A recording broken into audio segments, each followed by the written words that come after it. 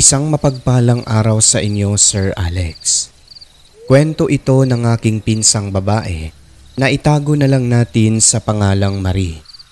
At siya nga pala, maikling kwento lang po ito pero naaayon sa tunay na pangyayari. Bagong kasal lang sila noon at kasalukuyang nagdadalang tao ang babae sa una nilang anak. Ang trabaho ng mister niya ay isang ahente. Bili na kayo mga ma'am, meron kami libre. Palipat-lipat ng lugar at isang beses lang umuwi sa isang linggo. Nang dahil sa kasipagan, katagalan ay na-promote ang mister niya. Hindi na ahente kundi isa nang ganap na supervisor sa kumpanya, ngunit kasabay noon, inilipat ito o inassign sa isang lugar sa Mindanao, partikular sa Marbel, South Cotabato. At sa kadahilan ng malayo ang lugar na yon mula sa lugar ng mag-asawa, nagdesisyon ang mga ito na lumipat na roon. Nakahanap naman kaagad sila ng mauupahang bahay. Maliit lang ito pero maayos naman ang pagkakagawa. Yari sa semento ang kalahati at kalakat naman ang kalahati. Yero na ang bubong pero ang kwarto ay may silong at ang sahig ay kawayan. Ang bintana naman tulak-tulak lang. Basta ayon kay Marie, parang dating tangkal daw ng baboy yung bahay na kanilang inarkila. Nagtitipid sila noon at nag-iipon bilang preparasyon sa panganganak kaya siyempre sinunggaban na ng mister ni Marie ang bahay na yon. Gawa ng mura lang ito at malapit sa pinagtatrabahuan. Iba raw kasi ang presyo kapag sa mismong syudad ka mangungupahan dahil bukod sa maliit na kwarto lang, napakamahal pa. Di tulad sa kanilang nakuha, napakamura na at presko pa buhat ng hindi dikit-dikit ang mga kapitbahay. Tamang-tama sa sitwasyon niya na nagdadalang tao na. So yun na nga, bali-boundary ito ng Marbel at Karatig Bayan. Sa unang ilang linggo nila sa lugar ay wala naman pong naging problema. Payapa at talaga namang kapag ikay matutulog na, mabilis humiwalay ang iyong diwa. Isang araw 8:00 ng umaga, may isang may edad na babaeng may dalang basket at naglalako ng maliliit na isda. "Isda, bili kayo, isda." Nalagpasan na nito ang bahay ng pinsan ko, pero nang makita niya si Marie na lumabas saglit, kaagad na bumalik at nag-alok ng isda sa kanya. Day, bili ka isda day, maliliit. Masarap yan ipaksiw, ibalot sa dahon ng saging. Presko yan." "Wow, presko nga. San galing tunay, di ba malayo ang dagat dito?" Nang mga sandaling yon ay matagal na kasagot ang matanda. Napagkukwento pa ng aking pinsan, animoy naging statwa ito sa kinatatayuan. Tapos bigla na lang tumulo ang pagkalapot-lapot na laway habang nakatitig sa kanyang tiyan na noon ay halata na. "Ale, okay lang po kayo? Ale." Medyo nagulat daw ito, tapos doon na nakasagot ulit. Ano yon?" "Kako, san galing to't malayo ang dagat dito?" "Ay, meron naman kaming suki na pinagkukunan. May naga-deliver sa amin mula Jensen. Madaling araw alternate." Kaya pala." Ilang sandali noon, lumapit yung isang kapitbahay at namili na rin. "O sige nay, pabili ako 1 kilo lang.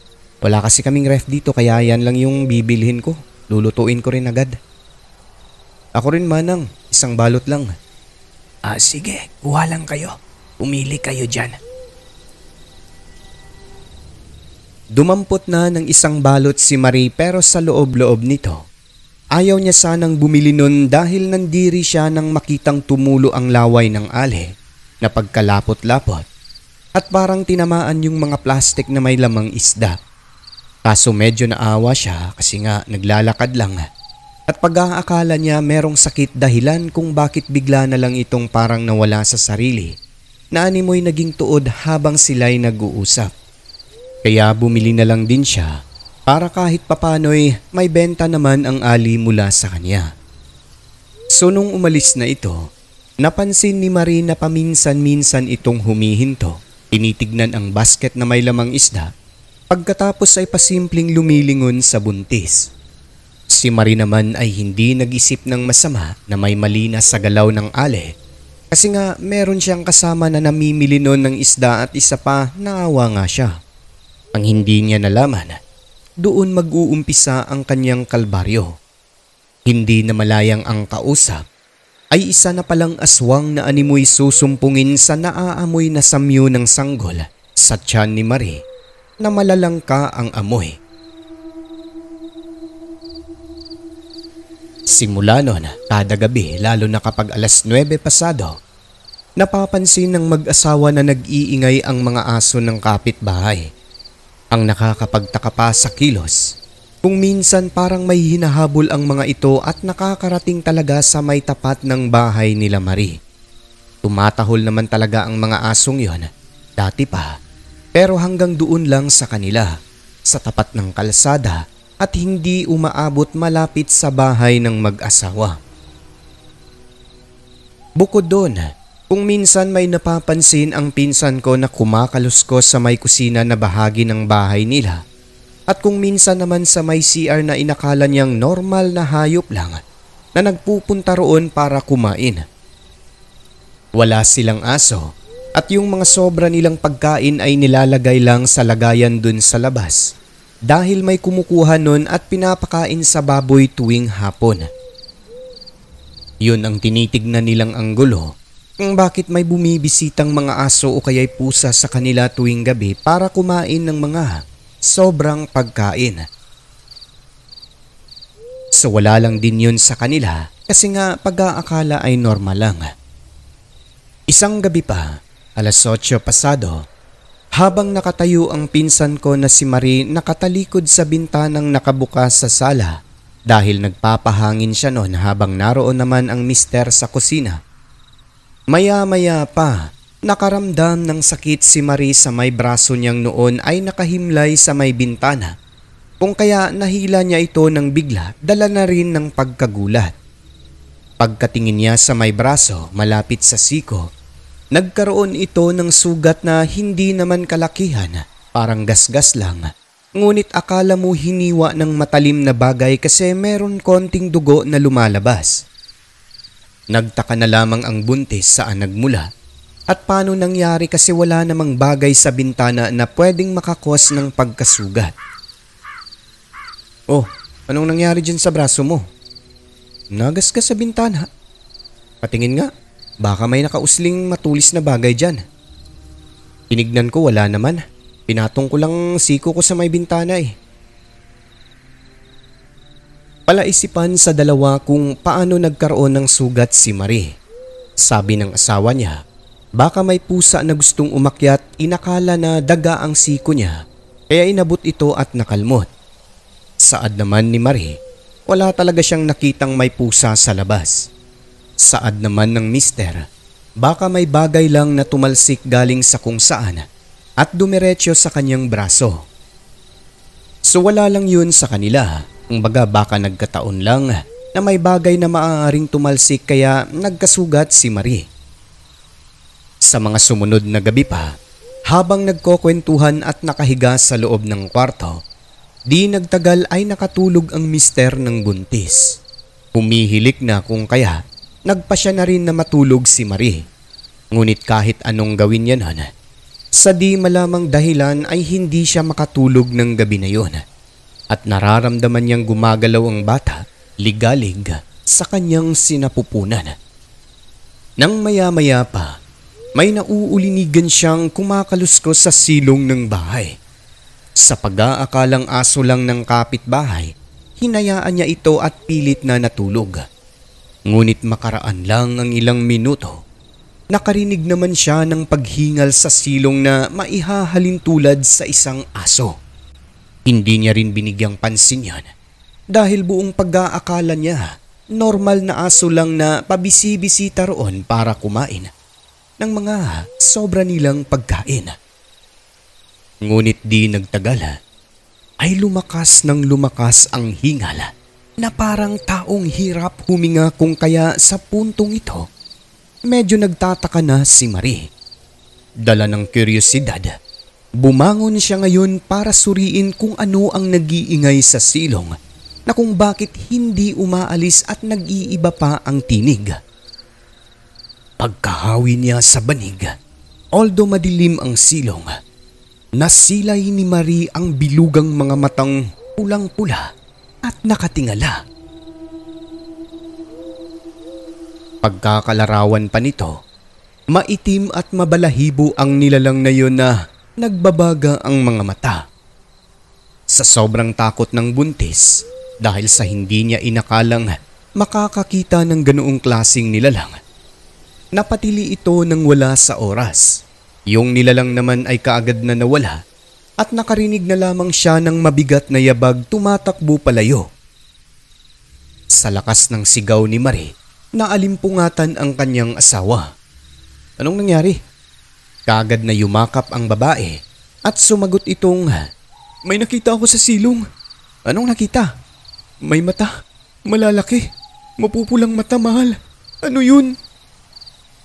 "Baka na malikmata ka lang eh. Matulog ka na kasi." "Hindi, nakita ko talaga. Pagkaangat ko kanina dyan sa banig." Ilang sandali nun, narinig nilang nag-iingay ang mga aso ng kapitbahay na parang may hinahabol. Lumabas ng bahay ang asawa niya, inilawan ang silong at ang paligid ng bahay, ngunit wala naman siyang napansin na may aso at kung anong hayop dun, kung kaya bumalik na lang siya sa loob at natulog. "Aso lang, mahal.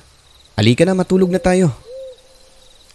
Batid ni Marina, nagsisinungaling lang ang asawa upang hindi siya matakot dahil alam niya sa kanyang sarili na hindi aso ang kanyang nasilayan. Kung sinabi ng mister na unggoy, maniniwala pa siya. Ganun pa man, sa kabila ng takot ay pilit na lamang natulog ang buntis. Niyakap ito ng mister upang mapanatag ang loob at yun na nga, kahit papano ay nakatulog naman ito. Kinabukasan ng hapon, pagdating ng mister ni Marie, upang hindi na matakot ang buntis ay naglagay ito ng bumbilya na malapit sa silong ng bahay nila na hinahayaang nakailaw magdamag para hindi na ito matakot. Epektibo rin naman kasi ultimo mga aso ng kapitbahay na paminsan-minsang kumakain doon ay nag-aalangang lumapit. Subalit may isa pang pangyayari noon na talaga namang nag-udyok sa mag-asawa na lisanin na lang ang lugar na yon. Isang umaga, naikwento ng buntis ang tungkol sa kakaibang nilalang na kanyang nasilayan sa silong ng bahay nila. Sagot ng matandang kumukuha ng mga sobrang pagkain para ipakain sa baboy. Base sa pagkakalarawan ni Marie, nasabi kaagad nito na hindi ordinaryong hayop ang kanyang namataan, kundi malamang sa malamang ay aswang kasi nga buntis si Marinon at malaki na rin ang tiyan. Totoo ba ang mga aswang, Manong? Ay, oo Inday. Tuod-tuod na iya. Totoo yan. Alam ko may mga aswang din dito kasi yung pamangkin ko inaswang din noon. Maraming aswang sa kabilang baryo. Malapit lang yan dito kaya ikaw mag-iingat ka. Maatake ang mga yan sa gabi. Talaga po, Manong? Parang tinatakot mo naman ako eh. Ikaw na mismo nakakita, di ba? Basta mag-iingat kayo lalo na kapag gumagabi na. Kahit saan ka magpunta, iha, may aswang naman talaga pero madalas nakatira yan sila sa mga lugar kung saan malayo sa ingay. Wala masyadong tao tulad dito para hindi mabuking ang tunay na pagkatao. Nakakatakot naman pala dito. Hindi sa tinatakot kita ha, pero yan ang totoo. Ang araw ay para sa ating mga tao. Ngunit kapag lulubog na ay para naman yan sa kanila. Yan ang oras kung kailan sila lumalabas at naghahanap ng pagkain. Sadyang ang mundo natin ay hindi lang para sa tao. Balance ika nga. Para rin sa mga nilalang na tulad natin, namumuhay at naghahanap din ng makakain. Kaya ikaw na buntis, ang may papayo ko lang sa'yo. Ang mga aswang iha ay totoo, kaya mag-iingat ka. Sige po, Manong, maraming salamat sa abiso. Medyo natakot si Marie sa mga kinuwento ng matanda. Kaya simula noon ay hindi na lumalabas ng bahay ang buntis kapag lubog na ang araw. At halos lahat ng ilaw sa bahay tuwing gabi ay hindi na niya pinapapatay sa mister upang hindi na talaga siya matakot. Ngunit may isang kaganapan noon na talaga namang nagdulot ng trauma sa buntis at halos mapaanak ng wala sa oras. Isang gabi, maaga pa nun at alas 7 pasado pa lang. Nakaupo si Marie sa upuan sa sala katabi ng pintuan nanunood ng TV. Yung mister niya naman ay nasa mesa sa kusina gumagawa ng report nito sa trabaho. Yung pintuan nila ay nakabukas ng konti kasi lumalabas ang mister niya nun at maaga pa naman. Nang maya-maya pa, bigla na lang nag-brown out at kasunod nun tumili si Marie ng pagkalakas-lakas. Yun bang tili na akala mo, dinumog ng kung ano kasi dalaiyak na yung kanyang pagkasigaw. Nabigla naman ang mister kasi nga brown out lang. Tumili talaga ng ganun, diba? Kaya sabi nito, "Grabe ka naman, Marie. Uy, brown out lang yan eh. Nagkakaganyan. Tumahimik ka, marinig tayo ng kapitbahay. Baka sabihin sinasaktan kita."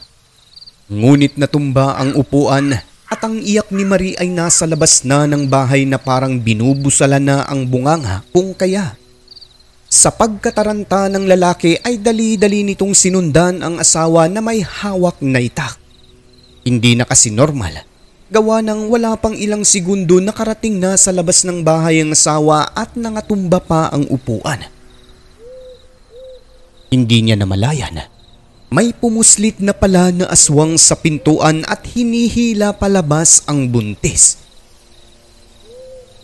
Mabuti na lang talaga. Alerto ang mister niya at naabutan pa ang asawa dahil kung hindi, malamang sa malamang natangay na ang pinsan kong buntis ng aswang.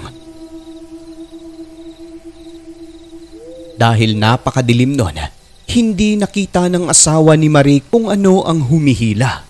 Napansin niya lang na parang may anino na bigla ring naglaho ng habulin niya ang asawang nagpupumiglas para makawala. Sa sobrang galit ay mura ng mura ang lalaki, kaya sa ingay nito na sigaw ng mga katagang aswang, nagsidatingan ang mga kapitbahay. Halos lahat ay hindi makapaniwala na hinila ng aswang ang buntis palayo mula sa loob ng bahay. Nang magkaroon ulit ng kuryente, napaiyak na lamang ang mister ng aking pinsan sa kadahilan ng nagkaroon ng mga sugat. Ang babae sa kanyang lieg at braso pati na sa ulo, sanhi ng pagkakahila rito ng aswang.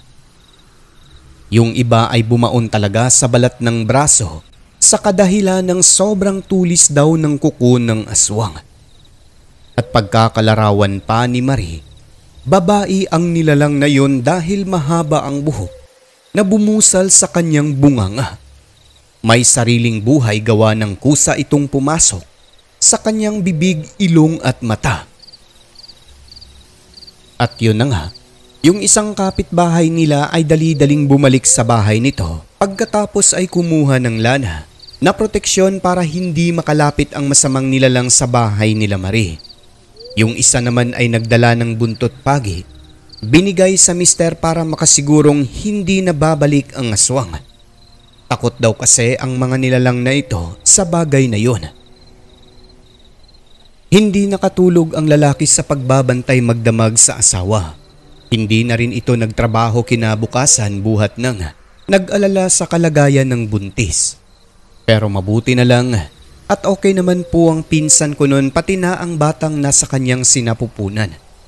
Nang dahil sa nakakagimbal na pangyayari, sa labis na pagkabahala, ura-urada ay nakapagdesisyon ang mag-asawa.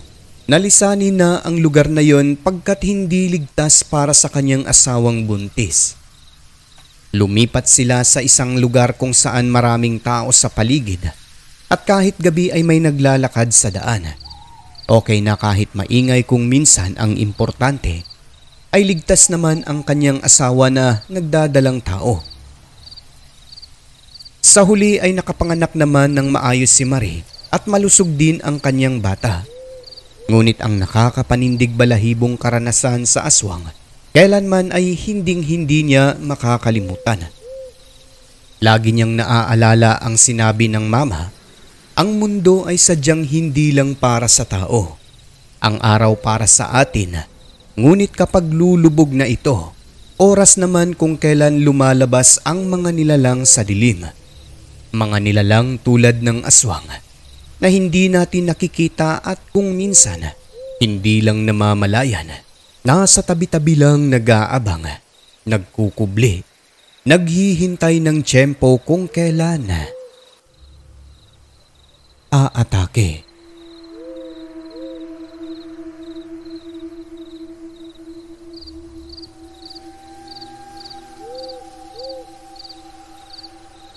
At dito na po magwawakas ang kwento ng aking pinsang si Marie. Sana'y nagustuhan nyo at hanggang sa muli.